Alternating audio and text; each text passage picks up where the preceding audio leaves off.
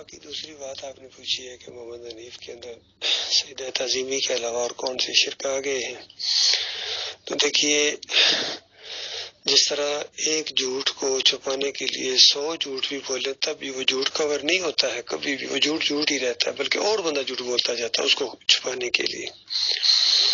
اسی طریقے سے ایک شرک جب نظریے کے اندر آپ کا آ گیا تو اس کو چھپانے کے لیے، اس کو ثابت کرنے کے لیے جو بھی آپ فلسفہ پیش کریں گے وہ پھر شرک کے زمرے میں آئے گا. چونکہ آپ مثال دیں گے تو جو آپ کے دماغ میں ایک شرک ہے اس کی مثال دوسرے شرک سے دیں گے، دوسرا شرک آپ کے اندر آ جائے گا. یہی کچھ ہوا ہے محمد حنیف صاحب کے ساتھ.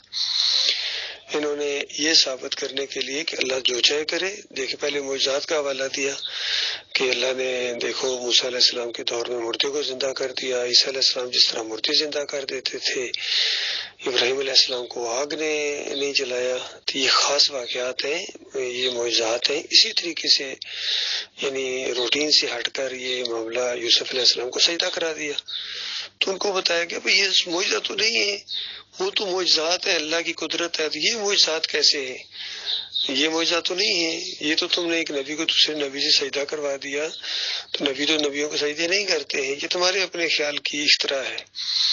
تو پھر کہنے لگے کہ نہیں، دیکھیں جس طرح عیسیٰ علیہ السلام کو اللہ نے اپنی ایک صفت دے دی. لو جی ایک اور معاملہ، وہ اللہ نے عیسیٰ علیہ السلام کو اپنی صفت نہیں دی. اپنی صفت وہ کسی کو نہیں دیتا ہے. اگر آپ یہ الفاظ بولیں کہ اللہ نے اپنی صفت دے دی، بس کہانی ختم ہو گئی آپ کی. اس کے بعد آپ جو بھی اس کی تشریح کریں جس طریقے سے بھی، جس طرح اگر کہہ دیں کہ اللہ نے کسی کو بیٹا بنا لیا، اب اس جو مرضی آ کے تشریح کرتے رہیں کہ وہ روحانی ہے، وہ یہ ہے، وہ بیٹے کا لفظ تم نے اللہ کے لیے کیوں استعمال کیا؟ یہ مسئلہ ہے تمہارا، تمہارے دماغ میں شرک ہے. یہ کہو کہ اللہ کا کوئی بیٹا نہیں ہے، اس نے کسی کو بیٹا نہیں بنایا، یہ ہے. اس کو پھر ثابت کرنے کے لیے آگے اور معاملات کرو. اسی طریقے سے یہ کہنا کہ اللہ نے کسی کو سجدہ کروا دیا، پھر اس کی آپ تشریحیں کر رہے ہیں، تو یہ اصل میں آپ کے دماغ کے اندر شرک ہے. پھر اسی چیز کو ثابت کرنے کے لیے کہتے ہیں کہ دیکھو جب سورج چاند ستارے یوسف علیہ السلام کو سجدہ کر سکتے ہیں، یعنی سورج چاند ستارے بھی مخلوق اور یوسف علیہ السلام بھی مخلوق، تو ایک مخلوق اگر دوسرے کو سجدہ کر سکتی ہے تو پھر انسان بھی انسان کو سجدہ کر سکتے ہیں، کیونکہ وہ بھی مخلوق، وہ بھی مخلوق. دیکھ کس طرح کہانی ڈالنے کی کوشش کر رہے ہیں. حالانکہ سورج چاند ستارے نیچے کوئی سجدہ کرنے کو نہیں آئے تھے. خواب میں جو خواب دیکھنے والا ہوتا ہے وہ دیکھتا ہے، کوئی چیز نہیں آتی ہے. اور اس کی بڑی تشریح پہلے اچھی کیا کرتے تھے محمد حنیف صاحب، جب یہ مسلک پرست کہتے تھے کہ نبی علیہ السلام خواب میں آئے تو ان کو جواب دیتے تھے کہ دیکھو خواب میں کوئی نہیں آیا کرتا ہے، خواب دیکھنے والے کے اپنے خیالات ہوتے ہیں. وہ اس کے ذہن میں جو ہوتی ہے یا اس کے ذہن میں جو چیز آتی ہے یا خواب وہ دیکھتا ہے، پھر اس کی آگے تشریح ہوتی ہے، اس کی تعبیر ہوتی ہے. تو یہاں آ کے پتہ نہیں ان کو کیوں مت ان کی ماری گئی کہ سورج چاند ستارے اللہ کو سجدے کرتے ہیں، وہ یہاں یوسف علیہ السلام کو سجدہ کرنے نہیں آئے تھے. اور اس خواب کی تعبیر ہے. یہ عزت اور احترام کا ایک انداز ہے، اللہ تعالیٰ نے اس انداز کو اپنایا ہے. باقی مالک ہے جو چاہے کرے جس طریقے سے. اور یعقوب علیہ السلام نے اس کی تشریح کر دی، اس کی تعبیر بتا دی کہ میرے بچے یہ جو لی ساجدین تم نے جو کچھ بھی دیکھا، اب دیکھیے سورج چاند ستاروں کے اتنا گھٹنے ہیں، نہ ہاتھ ہے نہ ماتھا ہے، وہ زیادہ سے زیادہ کیا ہو سکتے ہیں؟ یا تو یوسف علیہ السلام جانتے ہیں یا اللہ جانتا ہے. تو عزت اور احترام کے لیے نیچے اترے ہیں یا سامنے آئے ہوئے ہیں، جس طریقے سے بھی وہ بات نہیں کوئی سمجھ سکتا ہے، نہ کوئی بیان کر سکتا ہے. اس کی تعبیر بتائی جا سکتی ہے. تعبیر کے اندر یہ چیز یعقوب علیہ السلام نے بتائی، اور وہ تعبیر اللہ کی سکھائی ہوئی تھی کہ یہ عزت اور احترام ہے، تو یہ اللہ حکومت عطا فرمائے گا، تو یہ باتوں کی تہہ تک پہنچنا سکھائے گا، تیرے پر اس طرح رحمتیں اللہ کرے گا جس طرح ابراہیم علیہ السلام اور اسحاق علیہ السلام کے اوپر کی ہیں. تو یہ ایک بشارت تھی باپ بیٹے کو دی گئی ہے، نبوت کی بشارت تھی. ان کو انہوں نے سجدے کی طرف پھیر دیا کہ وہ پھر آگے جا کے جب وہ خواب سچا ہوا تو سجدہ کروا دیا، اصلی سجدہ کروا کے سچا کر دیا. بھائی اصلی سجدہ کروا کے وہ سچا نہیں کر دیا، وہ پوری طرح خود بخود سچا ثابت ہو گیا جو چیز بتائی تھی. اسی کی تائید کر رہے ہیں، تصدیق کر رہے ہیں یوسف علیہ السلام، کیونکہ یوسف علیہ السلام کو یعقوب علیہ السلام نے تعبیر بتائی تھی. تو کیا یوسف علیہ السلام کے دل میں اس کا عزت اور احترام نہیں تھی کہ ان کے باپ ایک نبی ہیں، بہت احترام کرتے ہیں انبیاء ایک دوسرے کا، یاد رکھیے. اور اگر باپ بیٹا ہوں یا بھائی ہوں تو اور زیادہ احترام ہوتا ہے، نبوت کا ایک منصب ہوتا ہے. تو یوسف علیہ السلام تو پوری طرح سمجھتے تھے کہ یعقوب علیہ السلام نے جو کچھ انہیں بتایا یہ ہونا ہی ہونا ہے، اسی کے اوپر انہوں نے اتنی عرصہ گزارا، اور یعقوب علیہ السلام بھی جانتے تھے جو کچھ اللہ نے بتایا وہ ہونا ہی ہونا ہے. اسی لیے جب بیٹوں نے آگے کہا بھیڑیا کھا گیا، یعنی وہ مان ہی نہیں رہے تھے، سوال ہی پیدا نہیں ہوتا. وہ بعد میں بھی وہ کہتے رہے یوسف کی کچھ ٹول لگاؤ، یوسف کی کچھ کرو، اللہ کی رحمت سے مایوس نہ ہو. کبھی بھی انہوں نے نہیں مانا کہ یوسف کو بھیڑیا کھا گیا. تو یہ دوسرا شرک محمد حنیف صاحب کے اندر آیا. پھر یعنی پہلا سجدہ تعظیمی کا شرک، پھر عیسیٰ علیہ السلام کو معجزانہ طور پر صفت دینے کا شرک، پھر انسان کو سجدہ کرنے کا شرک. پھر کہتے ہیں بھائی اللہ تعالیٰ جب چاہے جس کو چاہے اپنی صفت دے دے. یہ بھی الفاظ نہیں کہ پتہ یہ ایک اور شرکیہ سوچ ہے. یہ بھی شرک ہے کہ اللہ تعالیٰ جب چاہے اپنی صفت جس کو چاہے دے دے، یہ ایک اور شرک ہے. چوتھا پھر پانچواں یہ ہے، کہتے ہیں اللہ تعالیٰ نے اپنی الرحیم صفت کے 100 حصے کیے اور ایک حصہ جو ہے وہ مخلوق کو دے دیا. تو بتایا اس کا مطلب کچھ نہ کچھ اپنے ساتھ شریک ٹھہرا لیا.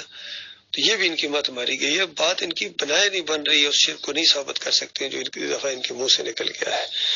باقی یہ رحم جو ہوتا ہے یہ اللہ کی مخلوق ہے، اور رحمت یہ ساری چیزیں یہ اس انداز سے ہیں کہ اللہ تعالیٰ اپنے بندوں پر بہت مہربان ہے، رحیم ہے، کریم ہے. اور ابھی دنیا میں تو بہت یعنی چھوٹا سا حصہ اللہ تعالیٰ نے استعمال کیا ہے اپنی رحمت و شفقت کا، جو پوری کی پوری رحمت ہے وہ قیامت کے دن مومنوں پر نچھاور کر دے گا.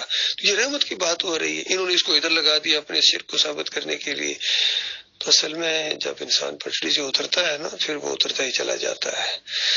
باقی آپ نے وہ جو دوسری روایت کے بارے میں پوچھا ہے وہ کوئی بھائی اس میں اپنے ہمارے عبدالعزیز صاحب ہیں، وہ روایت آپ کو دکھا دیں گے انشاءاللہ. بسم اللہ الرحمن الرحیم. السلام علیکم ورحمۃ اللہ وبرکاتہ. میرے بھائیو یہ 3 سوال آئے ہیں اور ایک کا میں جواب دے رہا ہوں. تو ایک حدیث ہے اس کا حوالہ مانگا ہے اور ایک قرآن کی آیت کا حوالہ مانگا ہے.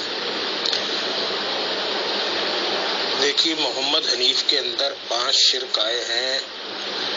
ایک شرک کو ثابت کرنے کے لیے 4 مزید شرک انہوں نے ایجاد کر دی. دیکھیے سورہ یوسف کے حوالے سے انہوں نے کہا کہ یہ اللہ کا حکم ہے، اللہ کی مشیت ہے اور اللہ اس سے راضی ہو گیا تھا. یہ 3 جھوٹ بولے محمد حنیف صاحب نے. یہ کہیں اللہ کا حکم نہیں ہے کہ یوسف علیہ السلام کو سجدہ کرو، اور نہ ہی اللہ کی مشیت تھی اور نہ ہی اللہ راضی ہوا. یہ سفید جھوٹ ہے. جھوٹ کیوں سفید آنکھوں میں بیٹھنا ہے.